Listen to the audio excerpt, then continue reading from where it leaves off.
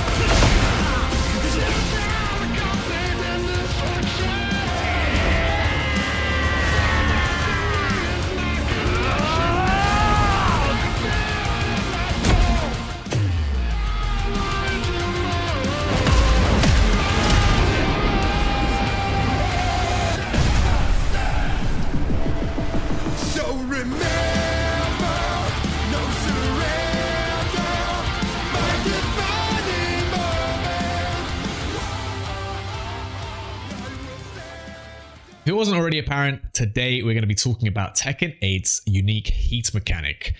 As far as modern fighting games go, it's probably my favorite new system mechanic that's been introduced to this generation. And it's going to be quite interesting talking about this mechanic since it is a modern fighting game after all. It's only a year old, so I'm expecting many changes to come to heat over the many-year lifespan of this game. So this video will be dated to the current patch, which should be on the screen somewhere, hopefully, if I remember to do that. Obviously, it's the end of Season 1, Season 2 just around the corner. I'm expecting a lot of changes.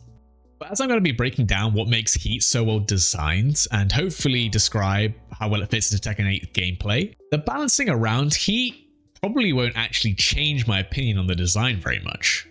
And I really wanted to talk about Tekken 8's Heat, mostly because it's a great example of a well-designed mechanic with some balancing issues, okay? Which we will get onto. There'll be a discussion portion later on in the video. But to kick things off, before we can even discuss about what makes Heat so well designed, we have to answer one very important question. What exactly is Heat? The Heat system is a new mechanic introduced to Tekken 8, and it is represented by the slim blue bar located under the health bar of the characters. You begin every round with a full heat gauge, however you have no way to replenish it within a round once spent. The heat gauge is used to enter, well, heat. Also, remember to take a shot every time I say heat throughout this. I'm going to say it a hell of a lot. So, how can we do that? There's currently only two ways to enter heat. The first is to press 2+3 to perform a heat burst. Second is to land what is known as a heat engager. Let's focus on the heat burst for now. Pressing 2+3 will begin a heat burst. This consumes some of your heat gauge while putting you straight into heat and performing an attack. It gives a very slight advantage on hit and block, It also has armor properties, or as a power crush, allowing you to tank mids and highs while also being a relatively fast mid itself. The attack has combo utility, as when it hits an airborne opponent, it puts them into a bound-like state, letting you relaunch the opponent to continue the combo. If you backdash during the heat animation that plays, you will enter heat but not actually perform the attack.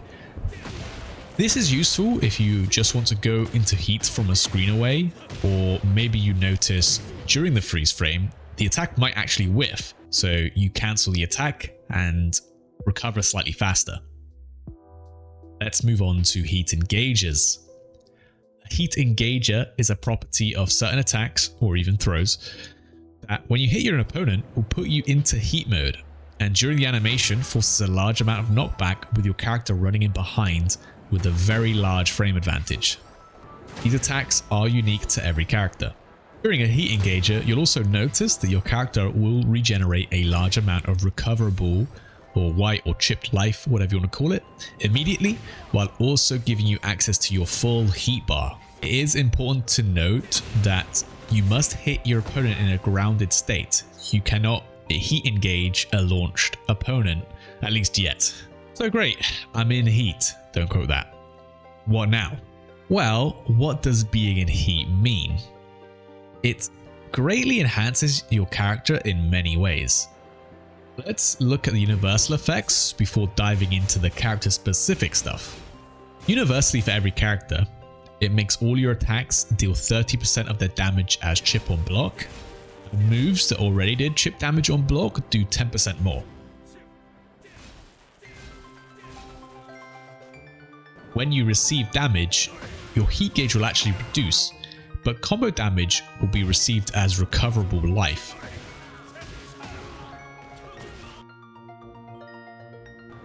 And the life that you do naturally recover on hit and block is increased while in heat.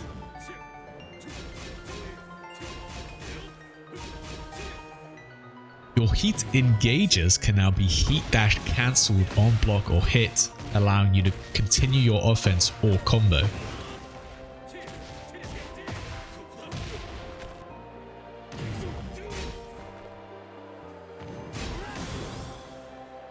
Doing a heat dash will also recover a small bit of life. You'll notice the heat gauge will go down over time, but it does freeze during hit stun and when your opponent is on the ground. Heat dashing will spend all remaining heat, as will heat smashes. Heat smashes are unique cinematic special moves to all characters, performed by pressing 2+3 while in heat. These vary from character to character, but they generally offer some combination of large damage on hit, frame advantage on block, or some kind of mix-up utility by being lows. Now, the real meat and potatoes of heat is the unique character-specific installs. As I said, it can enhance your character massively. Heat can unlock completely new moves or greatly power up previous ones. It gives the potential for new follow-ups, mix-ups, neutral tools, combos, you name it. They do come at a cost, of course. Using the new moves or follow-ups will generally decrease the heat gauge by a specified amount depending on the move. And once you're out of heat, there is no way of getting it back, currently. But let's dive into a couple of unique character examples of how heat can affect them. A character like Asuka gains access to Nawa Gusto, but in heat, this resource is automatically gained and replenished every time you spend it, allowing you to continually loop a resource required move while in heat. This applies to other characters like Claudio and Brian, whereas a character like Kazuya, when in heat, gets access to Devil Form, and while in Devil Form has access to new moves and new follow-ups as well.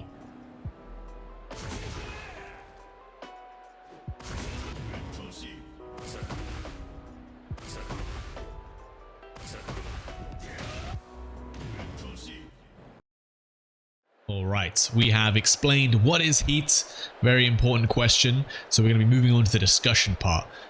Hopefully, if you didn't know Tekken 8 before, you're now familiar with the heat system enough to be able to join in the discussion. If you already knew Tekken 8 and the heat system, well, maybe you just skip that part and you've come straight to the discussion. You've come to the right place. All right.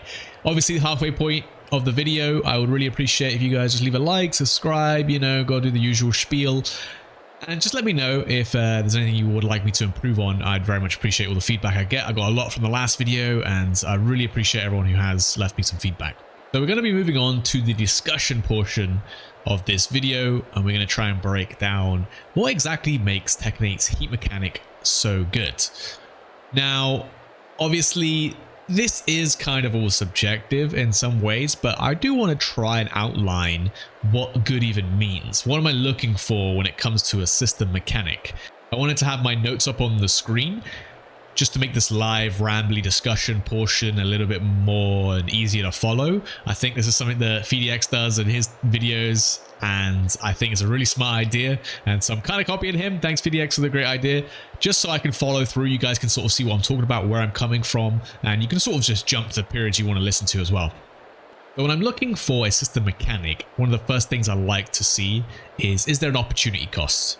If I spend it, are there repercussions? Is it even a resource? What else can I do with it? And if I'm missing out on something else, do I have to sacrifice something to gain something else? These are choices and decisions that I love to see fighting game players make in real time, and I think that's what makes fighting games so appealing, is that it is all real time. You get very little time. You know, it's a snap decision making you have to make in the moment, and it's awesome to see really high level players be able to make those decisions very, very fast. That's what makes fighting games especially appealing, I think, for most people, is that decisions have to be made within a quarter of a second, essentially.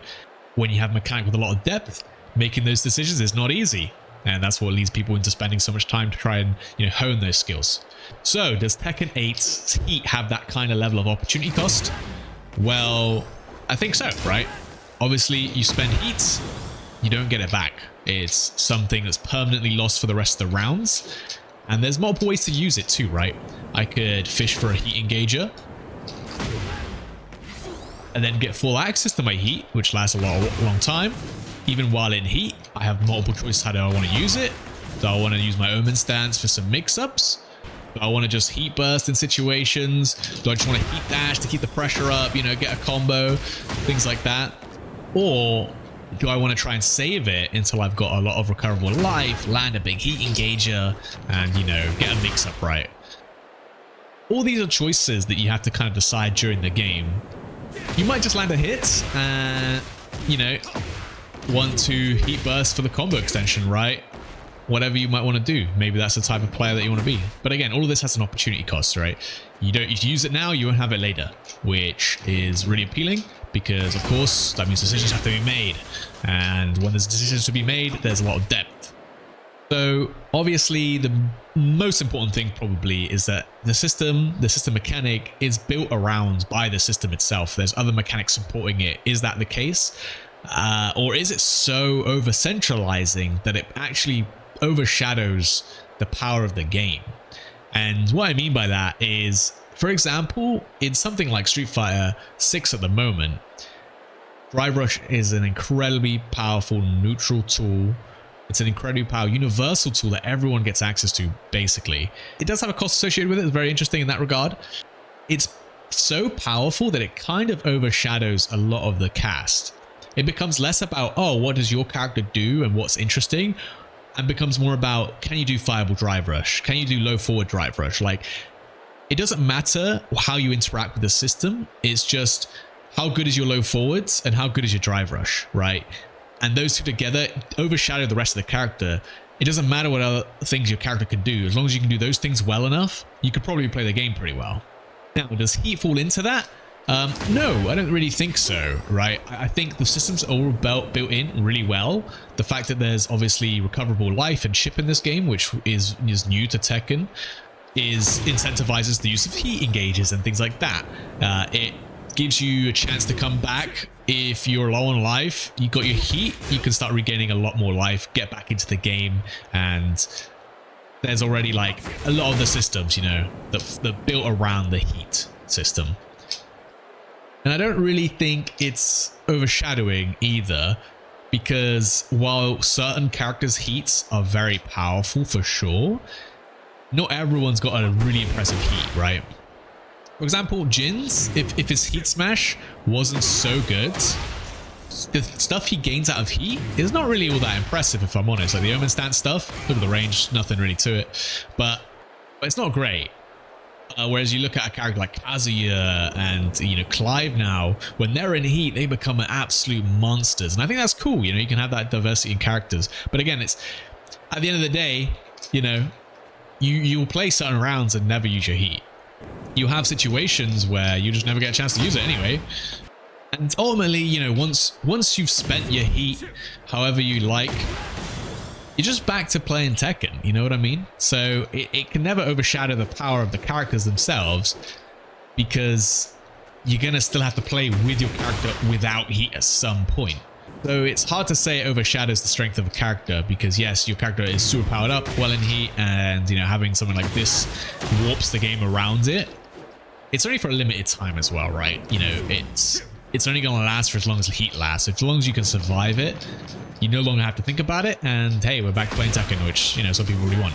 Okay, so what is heat again? Okay, so obviously, what do I mean by what is heat again? We already described heat. Why are we going to go back and describe it again? I kind of want to just talk this section just slightly about what is heat in terms of design. Like, what's it trying to be? You know, this is a fighting game after all, and a lot of some system mechanics and stuff, even just stuff like blocking and guard gauges and variant drive rush, for example, is like a stamina meter. They all kind of correlate to stuff that is tangible to real life, right? I don't think heat's that different from that, right? So what is heat? For me, it's what you might call as flow, right? I don't know if it's a term you heard before. I assume you guys have, but it's the idea that you're in total concentration, you know. You're going to be able to unlock the full potential of your character. They're locked in is kind of the point. And from here, you're way more powerful. And it feels like that in game as well, right? The moment you land this heat engager or something, I could be like no health in this situation, right? Literally my opponent's full health. Maybe they just used heat. And then if I land this, I feel like I'm locked in. You know, as a player, I'm like, here's my chance. Here's my last chance to make it count. And it feels like genuine flow, like, you know, it sounds kind of cheesy, and maybe it is, but it's so powerful to be able to turn the tide. And again, it translates well aesthetically, which is kind of like the next point. Is if you imagine this is your character going into flow, of course, when you land this heat engager, man, I'm going to shut up for a second. Like, tell me what you feel when you hear this.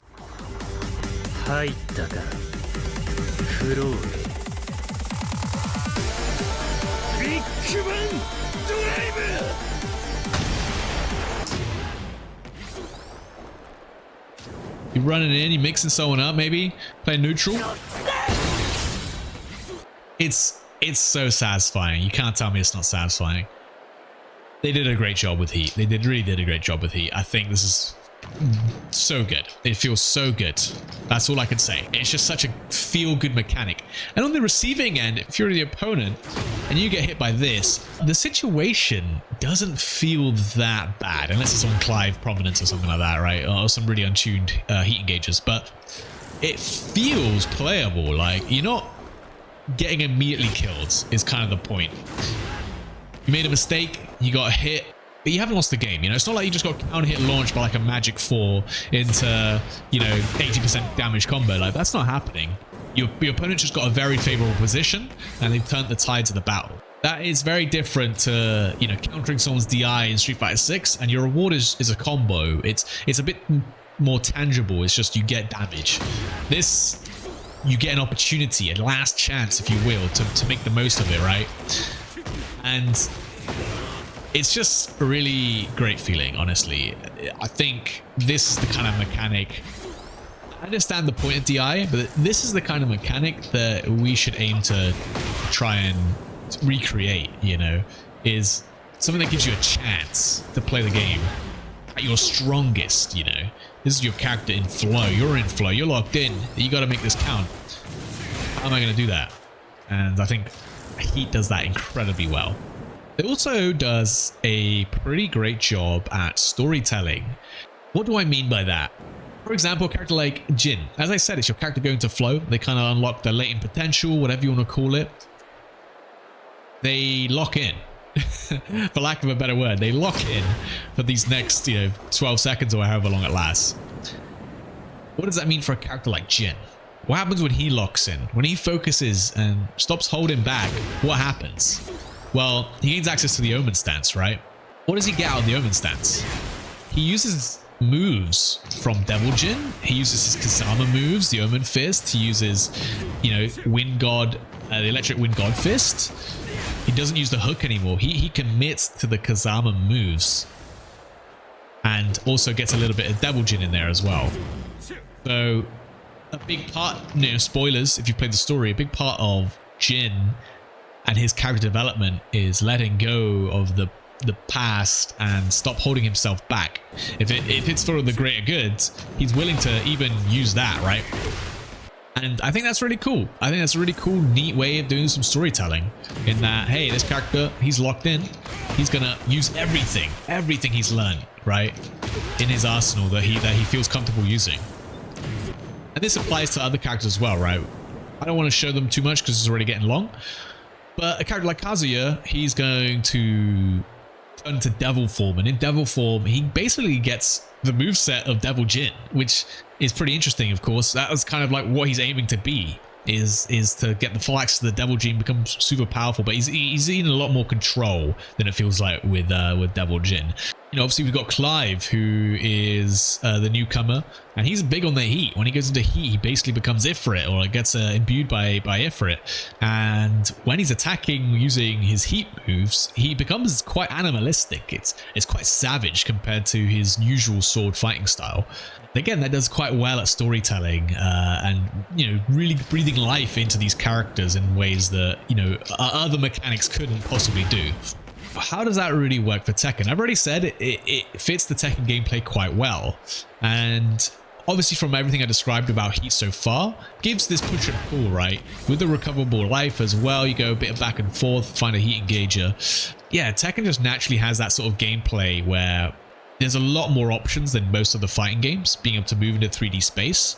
And that means a lot of the time when you're fighting your opponent, you are not necessarily likely to choose options that will interact, right? They might not intersect. They'll just, like, if you both decide to sidestep in a slightly advantageous position, you might just, cross. It's like two ships passing in the night.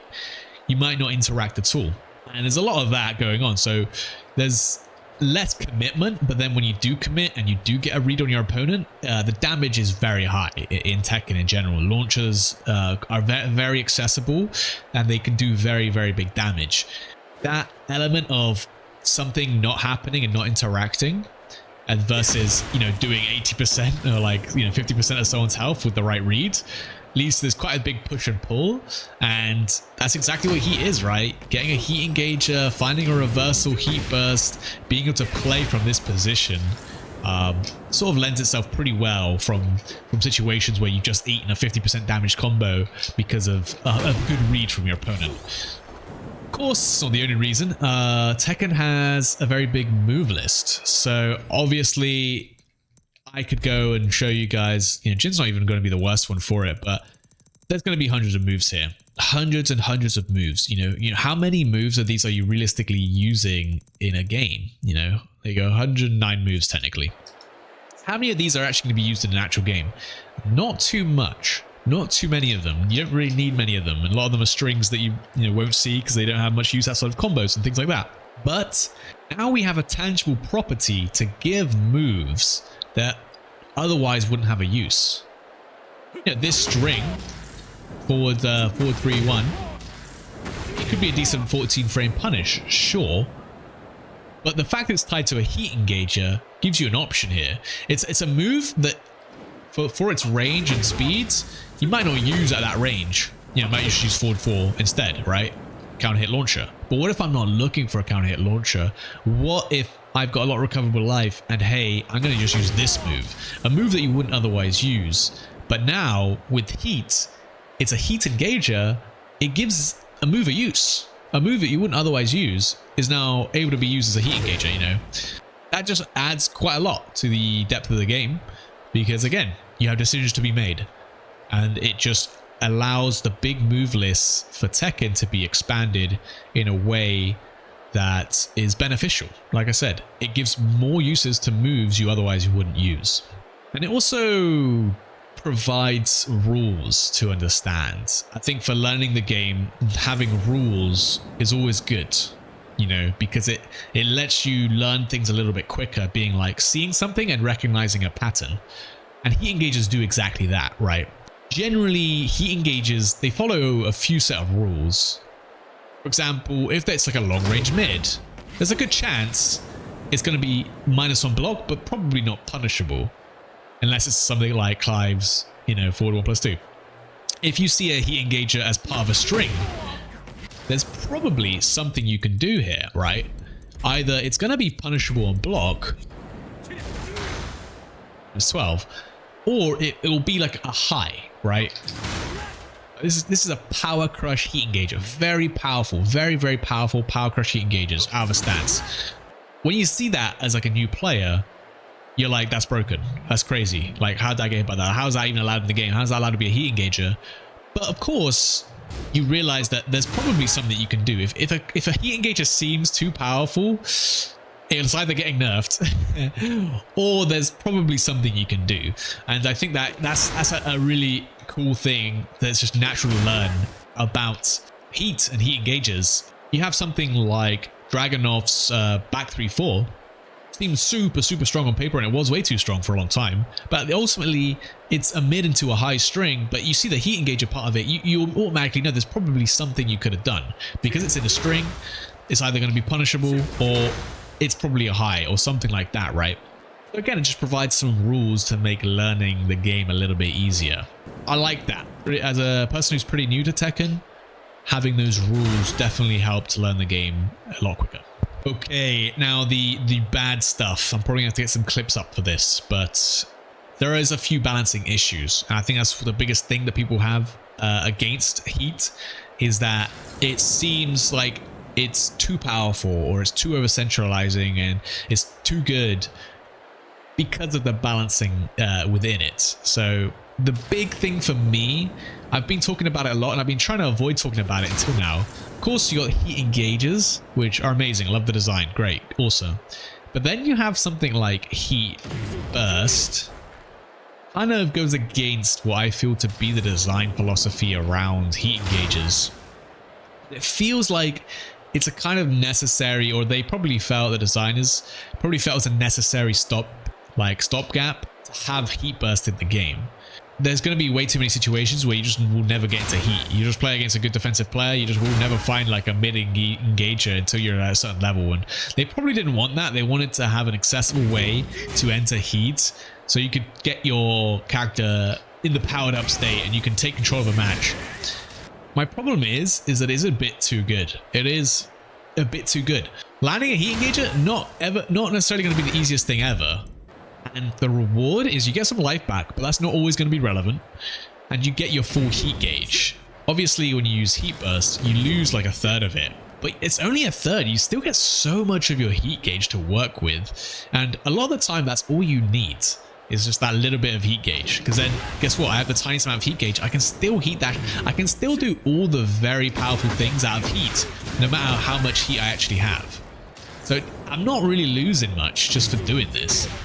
And again, it felt like a necessary thing to balance against some of the more oppressive heat systems in the game. You know, some of the heat from someone like Clive or Kazuya, you kind of just need the space sometimes. And you know, this is a good panic button for everyone. Universal panic button, everyone can hit and fight back against an opponent in heat.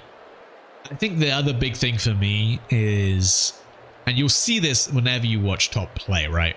I'll probably put some clips up over the top, but the combo utility is way too good. It's way too good. It shouldn't bound like the way it does. I don't think the heat burst should bound. It gives everyone way too good combos. Way too good combos. You know, there'll be characters that from the middle of Colosseum here, they could find the hit, be able to go into heat bursts.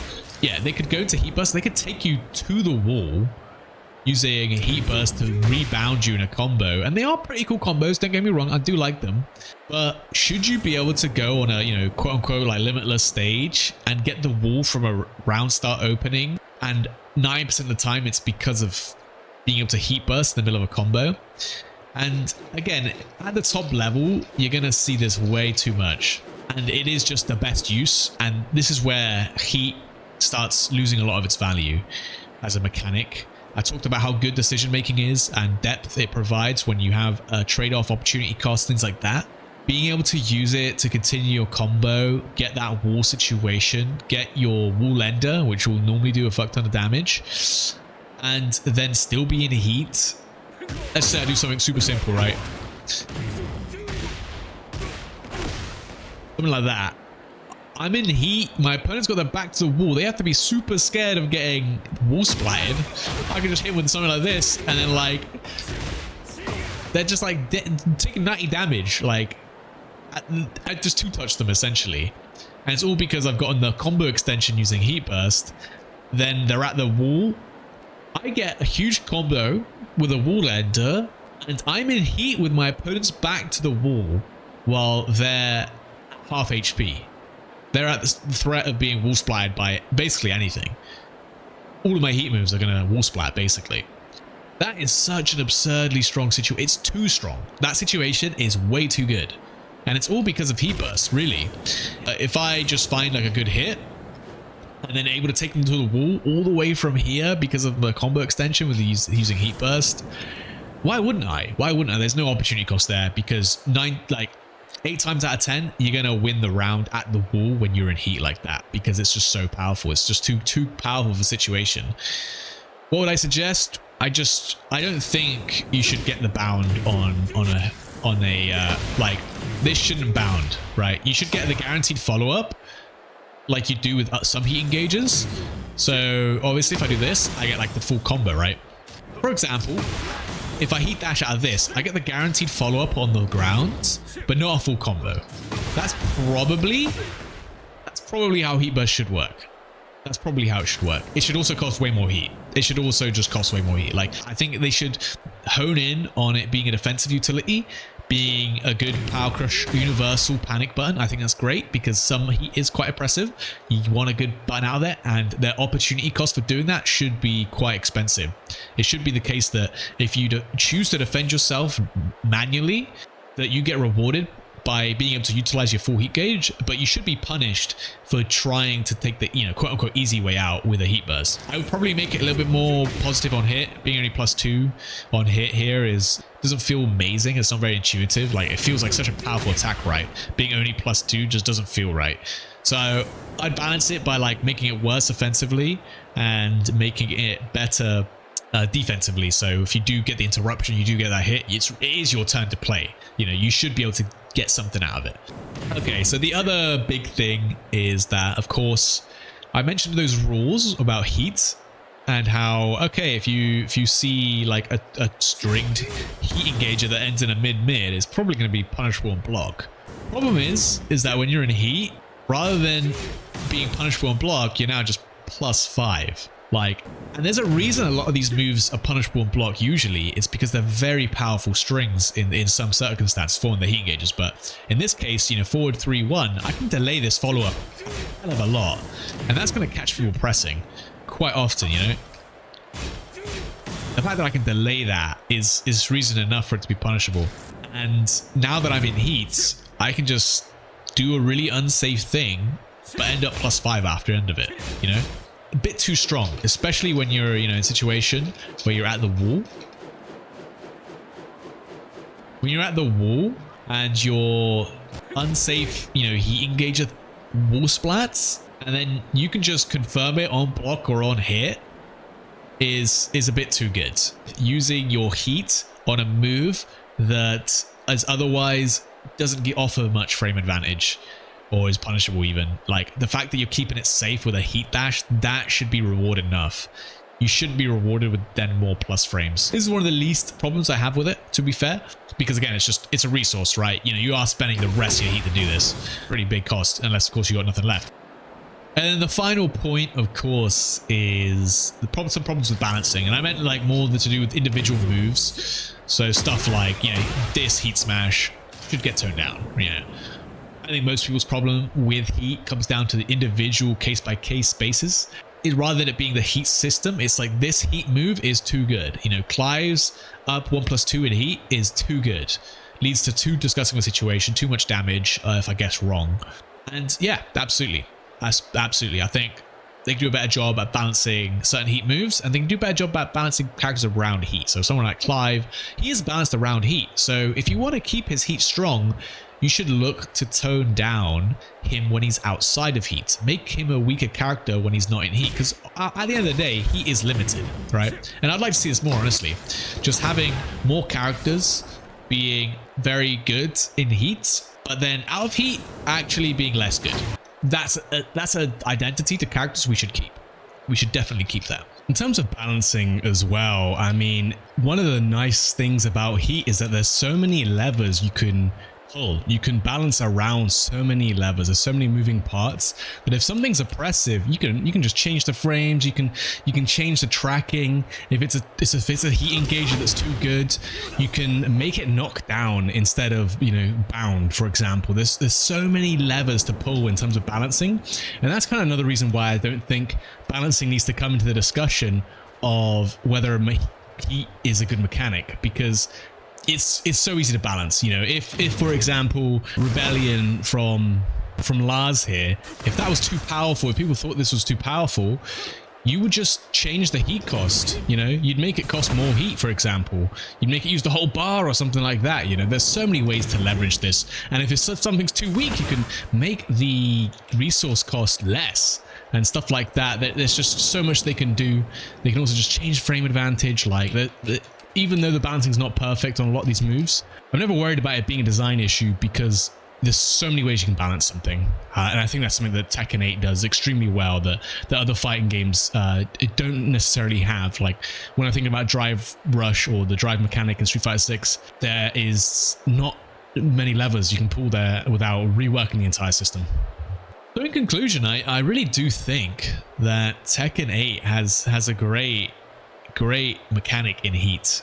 It's only a year old as well. It has so much room for improvement, and I know, I have confidence and faith that they will improve it. They'll improve the balancing, and then hopefully everyone else who were, you know, apprehensive because of the balancing in heat will come around to being like, wait, this is really sick. I think it shows. There's already, you know, even with the balancing issues we have at the moment, there's already so many cool instances of player expression when it comes to heat. I mentioned that it's a bit too powerful when you get that heat burst and stuff like that, but it's the flow of the game is naturally so well built around heat that, again, if I've got a lot of chip life, I'm going to be fishing for these heat engages, and I really want one. But hey, sometimes you're not going to get that luxury. You need to be able to play the game. If I'm stuck fishing for heat engages, I'm just going to get overwhelmed by my opponent's pressure, and I might just lose anyway. So sometimes it's going to be like, I just need to raw heat burst here. I need to get out of here. And then with this, I land the hit. I got a little bit of control of the game. Okay, I can heat dash for some pressure. Oh, I got the hit. Awesome. I can play the game. Amazing. That is going to come down to the player very often. And there's a lot of very interesting choices to make when it comes down to heat. And for me, that's really what makes it a really, really interesting mechanic. And because of all these factors that do line up when it comes to heat, I can't help but feel like it is one of the best designed mechanics in modern fighting games right now. I hope throughout this video, I kind of opened your eyes a little bit maybe to why heat is so well designed in many different aspects. Either if you're a Tekken fan or if you're not a Tekken fan, hopefully you guys can appreciate some heat just like I do. Well, that is everything I wanted to say today. Thanks guys for tuning in, and hey, I hope you guys enjoyed the video. I put in a lot of work for this one. I hope the quality is improved massively. It's hopefully a lot more easy to follow rather than just my mindless rambling, apart from this part. But this is, I kind of want to leave this part, you know what I mean? If I had the time, I would probably make more of an effort to edit these parts down. But, you know, full-time 9-to-5er, I just don't have that time. Not yet, at least. I'd really appreciate one last time if you guys could leave a like, comment, subscribe, all that stuff. I would really appreciate that. And until next time, let's jump on some Tekken and get into heat. Not like that though. They really should rename that, man. It's, oh God, I hate